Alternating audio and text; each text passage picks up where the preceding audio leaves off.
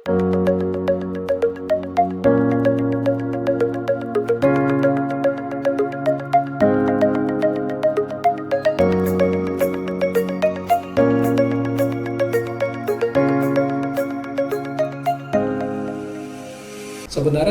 Pelabuhan Patimban ini pelabuhan yang dibangun pertama kali secara utuh. Ini kan semuanya pekerjaan ini bertahap. Karena langsung besar gitu kan. Kalau yang Priok kan itu kan dari zamannya pemerintah Belanda, terus bertahap dari kecil langsung besar.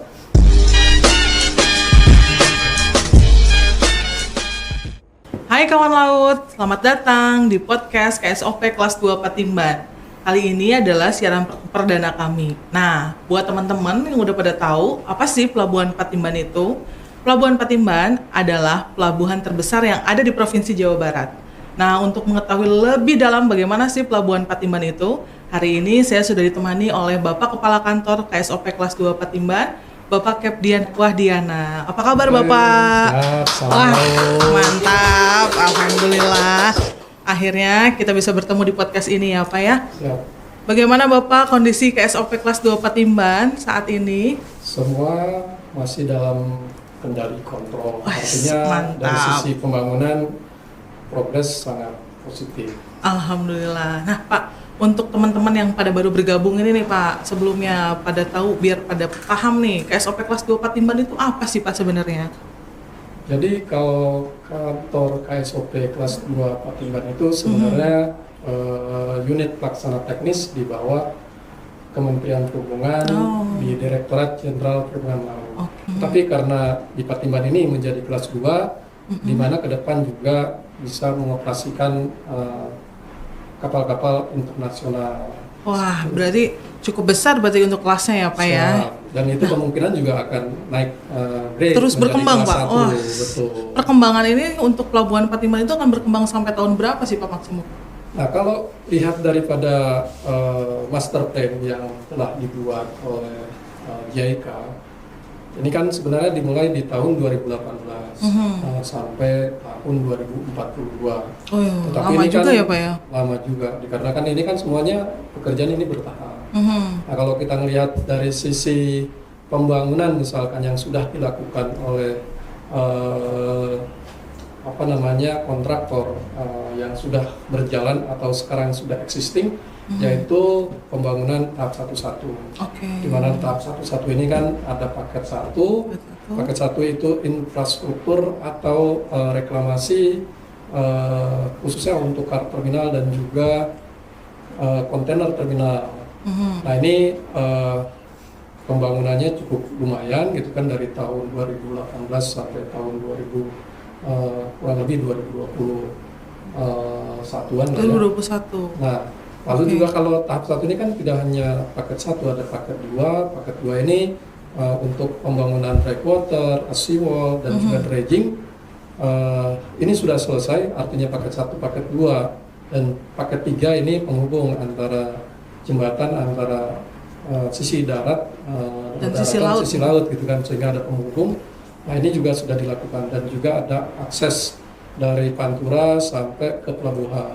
Tapi memang yang host oleh Kementerian Perhubungan ini pakai 1, 2, dan 3. Secara fisik 100% sudah dilakukan dan sudah beroperasi. Wah, keren sekali nih Pak. Kalau dari penjelasan Bapak itu terlihat sangat besar sekali ya Pelabuhan Patimban itu.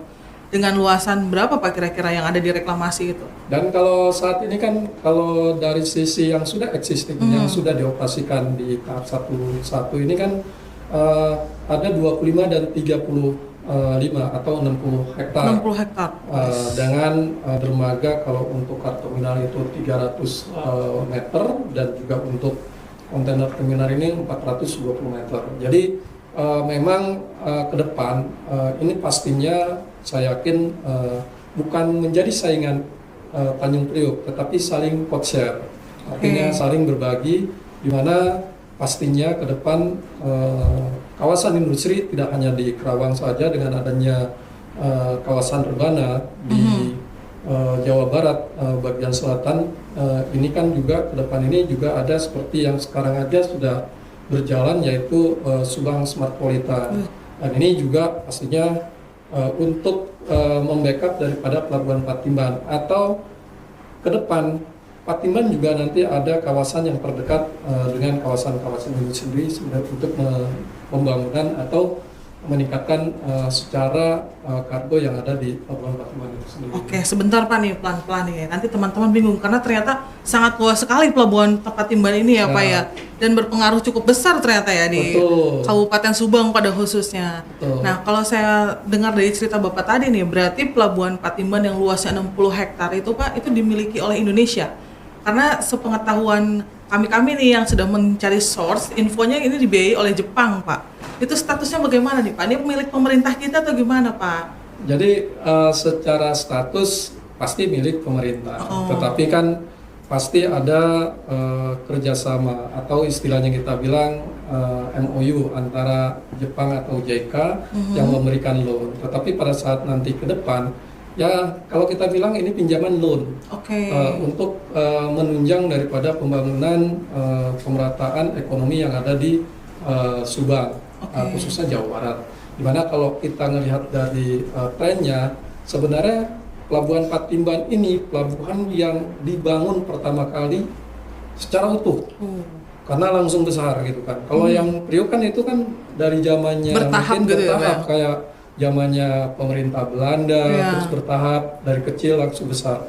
Kalau Patimban ini sudah langsung besar, dan sekarang sudah pelaksanaannya sudah paket 5 dan paket 6 atau tahap 1, 2. Dimana kalau ke depan, kalau ini jadi selesai itu di tahun 2025. Tepatnya di bulan November tahun 2025. Tapi saat ini sudah bisa digunakan nih Pak pelabuhan Patimban itu. Betul. Jadi kami di sini gitu kan, tidak hanya dari sisi pembangunannya, artinya progres pembangunan yang sekarang berjalan paket 5, paket 6, tetapi juga kita melakukan operasionalnya yang sudah berjalan, yaitu car terminal.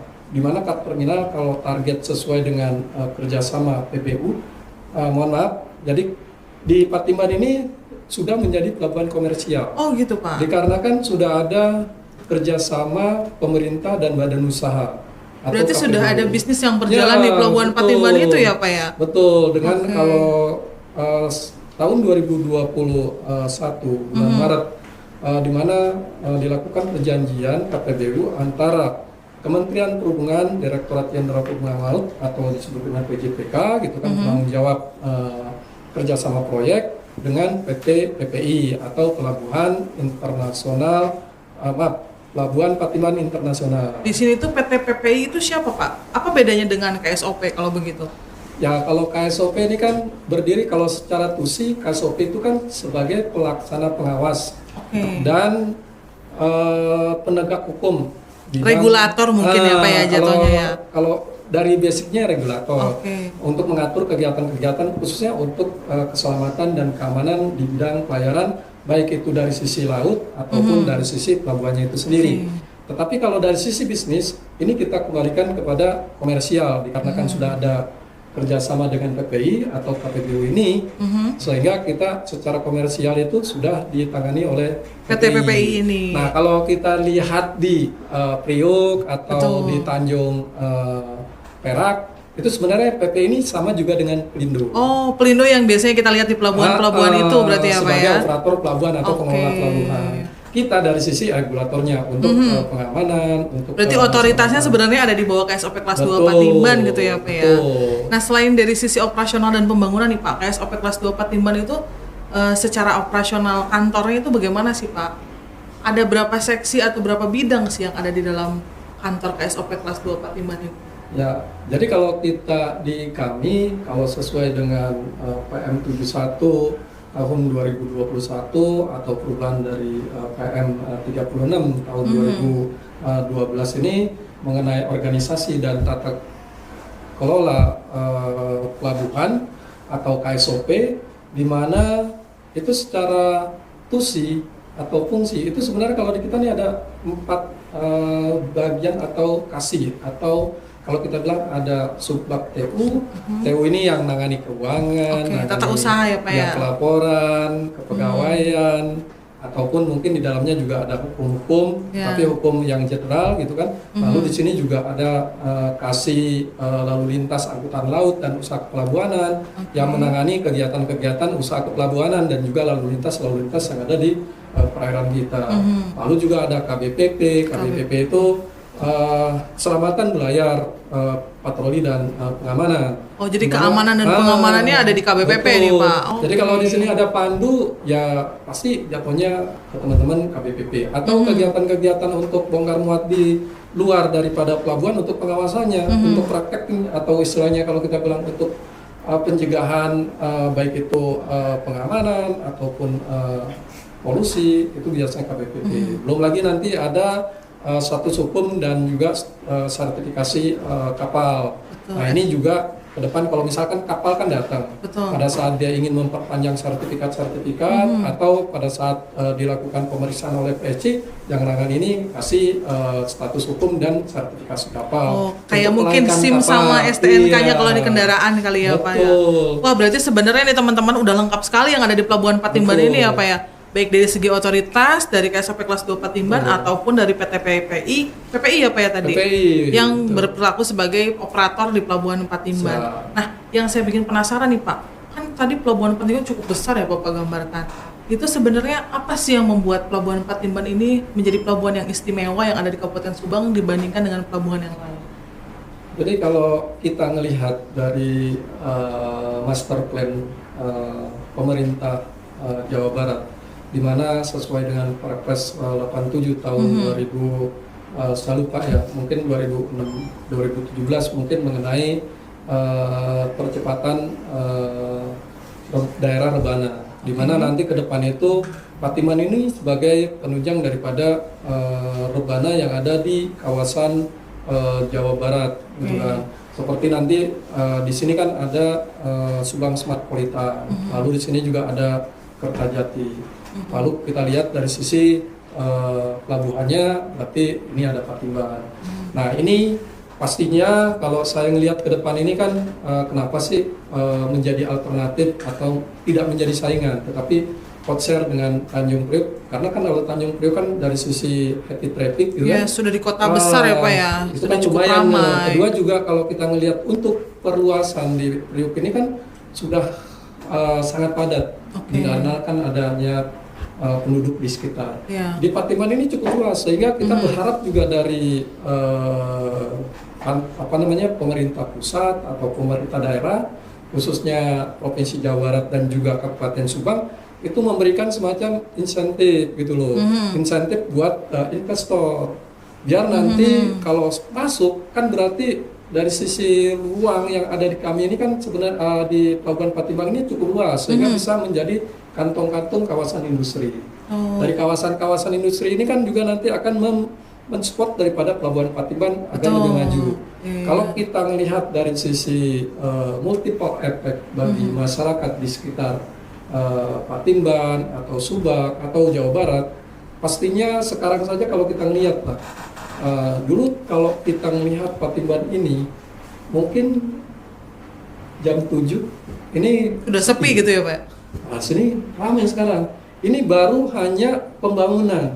Lalu kalau misalkan ini sudah full, komplit gitu kan, menjadi pelabuhan yang kira-kira bertaraf internasional, pasti Sudah saya menjadi yakin. kota tersendiri ya Pak ya? Betul, di situ ada aktivitas, baik itu bongkar muatnya, baik itu jasa kepelabuhanannya, baik itu pendukung-pendukung lain. Tetapi dari sisi hinterland-nya atau dari sisi backup areanya, itu kan kawasan industri, kawasan industri logistik. Cukup menarik nih Pak, berarti Pelabuhan Patimban ini punya backup area sendiri untuk mengembangkan area itu? Betul. Itu untuk aktivitas seluruh masyarakat ataupun pembisnis ataupun kawasan industri yang ada di daerah Pelabuhan Patimban? Jadi kita punya backup area seluas 256 hektar. Wah, luas sekali Pak itu. Ini di sisi belakang atau backupnya Daerah hinterland. darat mungkin ya Pak ya, daerah reklamasi. Betul.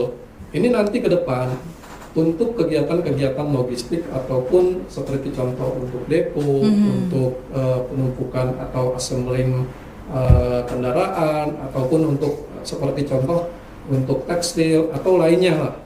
Yang mana semuanya itu pasti menunjang daripada Pelabuhan Patimban itu sendiri. Kita berharap ke depan di mana adalah investor yang melirik lah di Kapariani, karena sekarang ini sebenarnya banyak yang melirik, tetapi dari sisi kami peraturannya sudah ada, tetapi untuk launching ini masih menunggu juga pembangunan pelabuhan Patimban biar clear. Karena itu. Pelabuhannya masih dalam masa pengembangan ya Pak ya. Iya betul. Kita berharap nanti 2025 ini jadi tahun 2024 ini nanti ada pembangunan untuk penumpukan mobil atau assembly yang ada di BK Area. Kurang lebih ada 3 hektar. Wah, berarti tadi kalau misalnya dari cerita Bapak, untuk area pelabuhannya kan ada direklamasi nih Pak. Ya. Lalu ada area namanya backup area untuk kawasan industri tersendiri di Pelabuhan Patimban. Ya. Otomatis kalau saya lihat konektivitasnya cukup dekat dan mungkin meminimalisir kemacetan ataupun kendala-kendala di jalan yang biasanya ditemukan oleh teman-teman industri yang menuju Tanjung Priuk ataupun pelabuhan lain ya kali ya Pak ya? Betul. Wah menarik sekali nih teman-teman, dan cukup besar Pelabuhan Patimban itu ternyata. Oh ya Pak, yang saya bikin penasaran nih Pak terkait Pelabuhan Patimban. Setahu saya kan posisinya ada di area Pantura nih ya Pak. Pantura itu kan teman-teman juga tahu dari dulu itu pasti akses jalur mudik nih Pak. Bentar lagi kita lebaran pasti macet sekali. Nah itu gimana nih Pak untuk mensiasati atau mengkondisikan Pelabuhan Patimban itu tetap kondusif dengan ramainya Pantura? Apakah akan ada jalan khusus yang memang langsung menuju Pelabuhan Patimban atau bagaimana Pak? Jadi pemerintah melalui Loan JK juga tidak hanya untuk pembangunan Pelabuhan Patimban, tetapi juga ada loan untuk mengakses ke Pelabuhan Patimban dengan adanya akses tol dari Cipali sampai langsung ke Pelabuhan Patimban. Itu langsung masuk ke area Patimbannya sendiri Pak?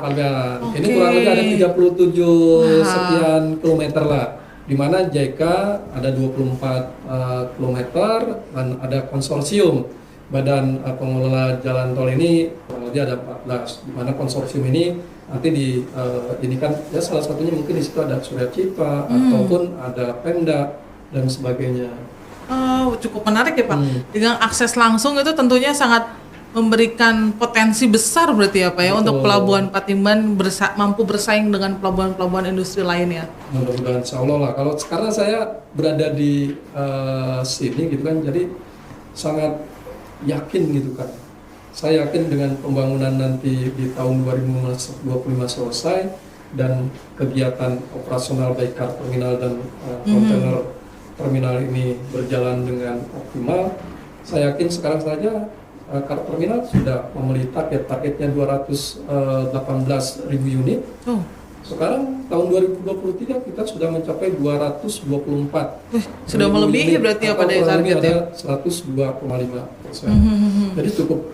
Walaupun ini kan akses sekarang ini baru satu dari Pantura, tapi kalau sudah ada dua, artinya dari yang akses tol tadi kata Bapak itu, kan, yang 37 km itu sama yang satu dari ini, dan kedua area backup area juga di sini misalkan ditunjang dengan kawasan industri, saya yakin ini tentunya akan menjadi pelabuhan yang cukup sibuk kayaknya Pak. Betul. Karena target-targetnya ini kan untuk saat ini mungkin karena kita masih pembangunan dan juga operasional mungkin hanya 218. Tapi kalau sudah optimal bisa 600.000 unit ataupun secara kontainer mungkin 3, juta TEUs gitu kan.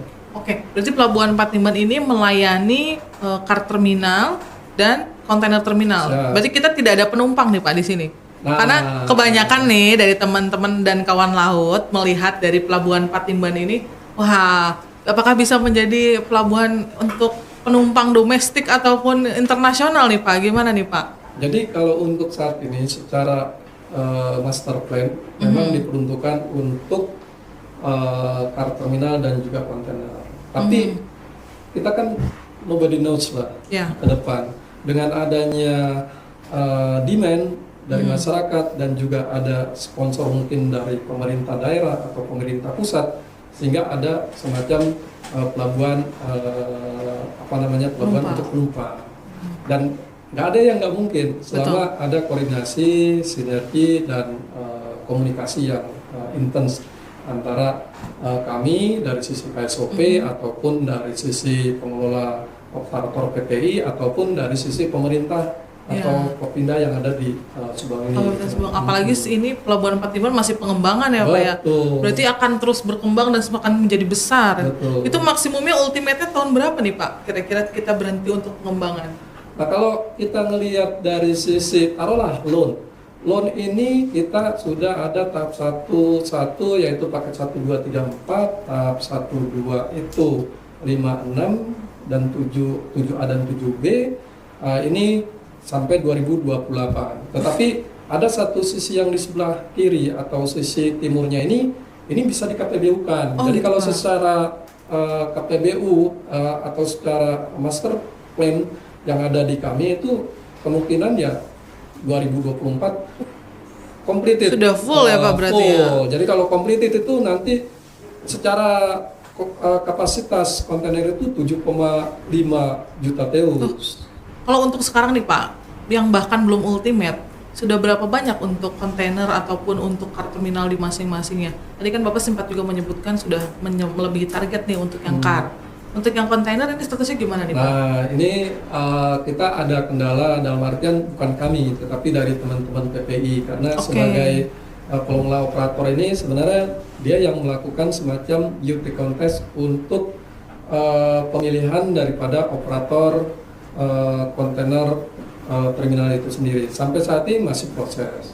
Tetapi kami menyarankan kepada teman-teman PPI untuk melakukan penyesuaian dengan membuka multipurpose. Multipurpose itu sudah banyak, mungkin sudah ada 20 atau 25 kapal yang sudah sandar.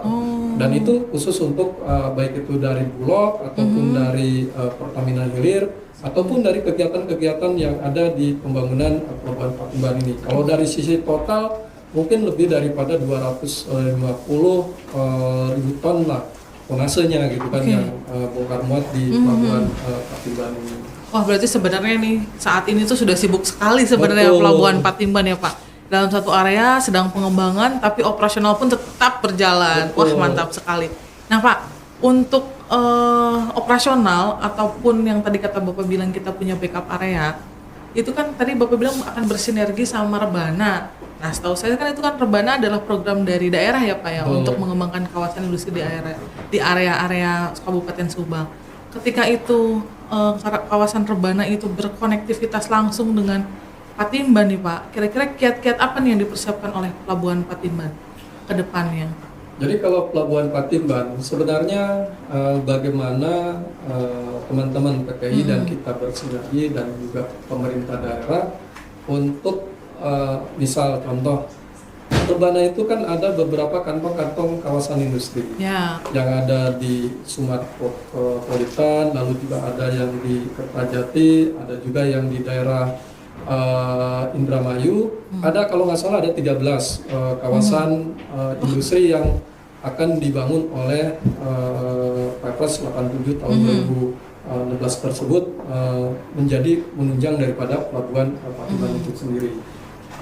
Nah, kembali lagi kita berharap dengan adanya Rebana ini juga dengan adanya Patimban dan juga dengan adanya Rebana ini saling bersinergi. Artinya dengan adanya kawasan industri, nah tetapi pada saat dia mau ekspor atau mau membawa keluar barang tersebut pasti memerlukan pelabuhan. Karena betul, Pak. Jujur kalau dia pakai pesawat mungkin akan lebih mahal, walaupun mungkin bisa kosnya. Tetapi kalau misalkan pakai darat kan ya istilahnya efektif dan efisien dari sisi biaya. Lebih terjangkau ya Pak ya untuk teman-teman industri ini. Meng-range daripada schedule-nya seperti itu.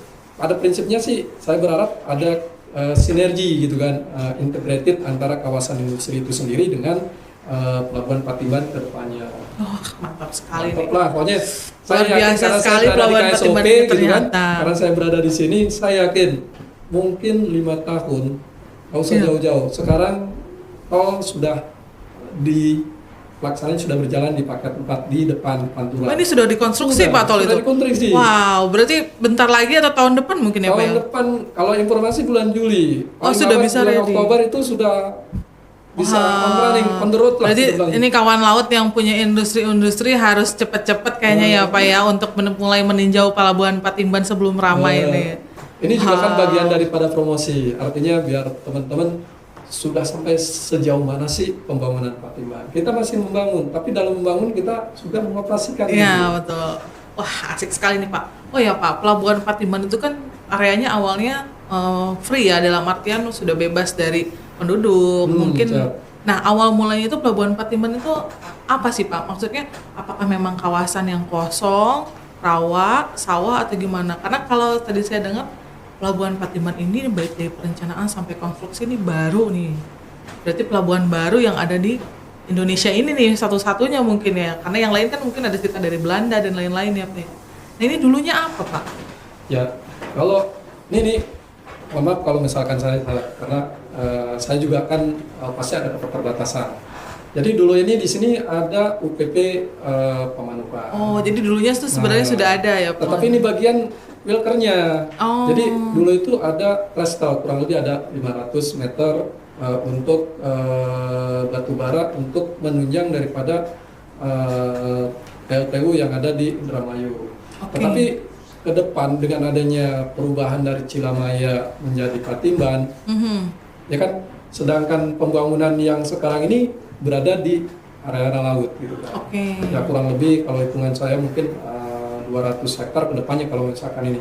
Tetapi apa yang ada di sini ini mulai dari awal dan ini kan bagian daripada kalau kita bilang untuk konstruksi reklamasi ini yang pertama mungkin yang di Indonesia dengan menggunakan CDM atau semen deep mixing dan juga CPM atau semen pipe mixing, di mana ini dibor lalu dicampur lalu dimasukkan semen sedemikian rupa lah secara teknis ya.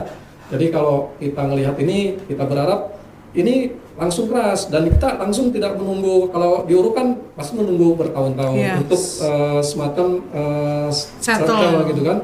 Kalau ini karena dia sudah lumpur bercampur dengan semen atau CDM, jadi hanya berapa bulan karena dengan adanya komponen atau istilahnya japinnya yang ini sehingga menjadi keras sehingga bisa langsung dioperasikan seperti itu. Oke, wah keren sekali ya Pak. Berarti teknologi yang membangun Pelabuhan Patimban pun sudah sangat luar biasa berarti ya Pak. Siap. Untuk masyarakat sekitar gimana nih Pak? Otomatis kan yang namanya proyek apalagi pembangunan baru pasti rame nih. Gimana nih Pak? Alhamdulillah nih saya sempat di sini sempat lihat nih Pak. Infonya ini adalah salah satu produk juga UMKM yang ada di Patimban ya Pak? Betul, jadi pada paket 1 yang lalu ada yang namanya RDP atau istilahnya Livelihood Restorative Program atau kalau kita bilang pendidikan bagi masyarakat yang berdampak. Oh, berarti sama dibina gitu ya Pak ya? Sehingga kita juga berharap ada produk yang bisa menjadikan semacam nanti ini menjadi khas oleh-oleh Patimban. Ini kripsi atau istilahnya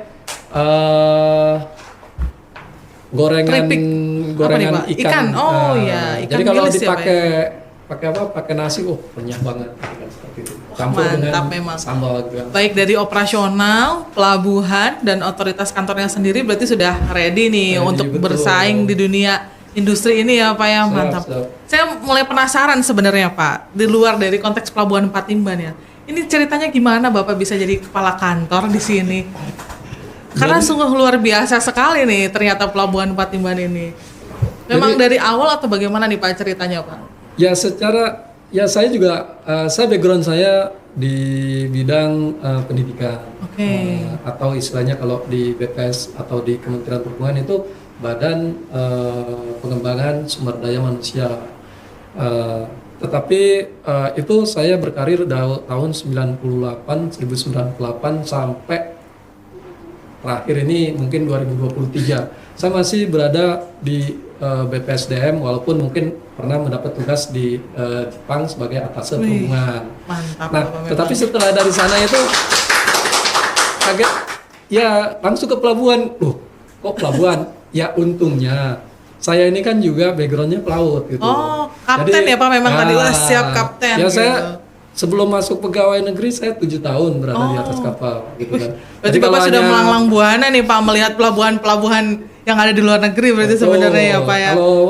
Pantas Jadi kalau aja, ke keren-keren. Eropa, ke Amerika Latin, Afrika atau Memang. terus Suez, ya biasalah gitu kan, kita pernah mengalami lah perjalanan Mantap. tersebut atau Berarti nggak aneh ya kawan laut Pelabuhan Patimban bisa sekeren itu. Kepala kantornya sudah keliling dunia melihat semua pelabuhan yang ada di sini. alhamdulillah. Alhamdulillah, betul keren-keren Pak Mang. Nah Pak, satu lagi nih pertanyaan terakhir. Apa harapan Bapak terhadap Pelabuhan Patimban ini ke depannya? Karena kita juga kan tidak tahu nih Pak, ke depannya kira-kira Pelabuhan Patimban yang akan menjadi pelabuhan yang salah satu yang disaingi oleh teman-teman pelabuhan lain atau gimana nih Pak?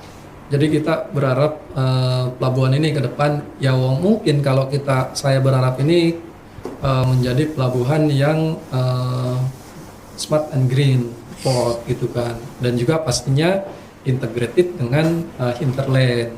Nah, kenapa saya berharap seperti itu?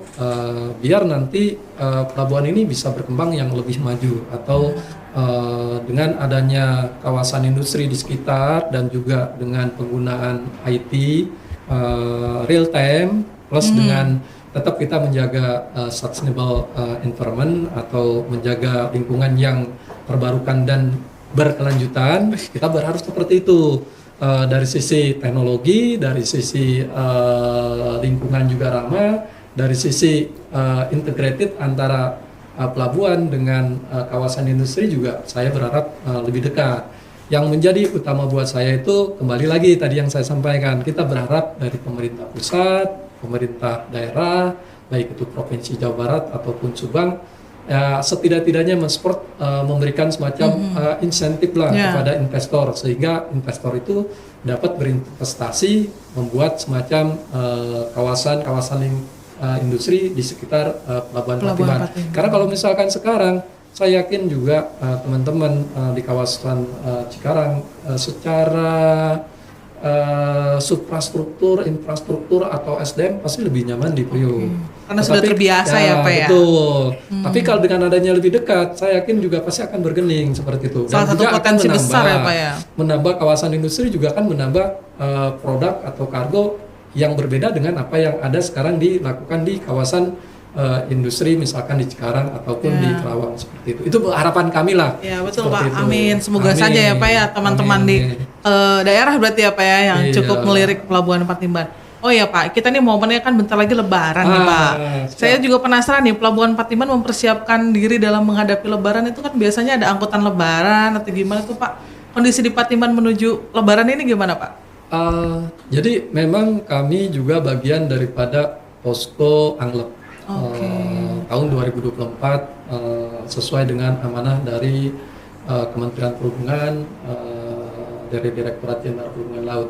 Tetapi memang kami di sini tidak ada kapal penumpang, sehingga dari sisi Anglep kita hanya monitor apabila nanti dibutuhkan oleh pelabuhan misalkan yang terdekat Priok misalkan kelebihan, mungkin bisa dialihkan, mungkin kita akan mensupport. Tapi untuk saat ini kita standby 24 jam. Di sini ada Paga, ada kami, dan juga di sini juga ada pejabat strukturalnya untuk memonitor kegiatan-kegiatan. Berarti tetap aktif nih apa ya? Betul. Tetapi tetap walaupun libur-libur tetap kita bekerja untuk melakukan pembangunan Pelabuhan Patimban ini agar tepat waktu.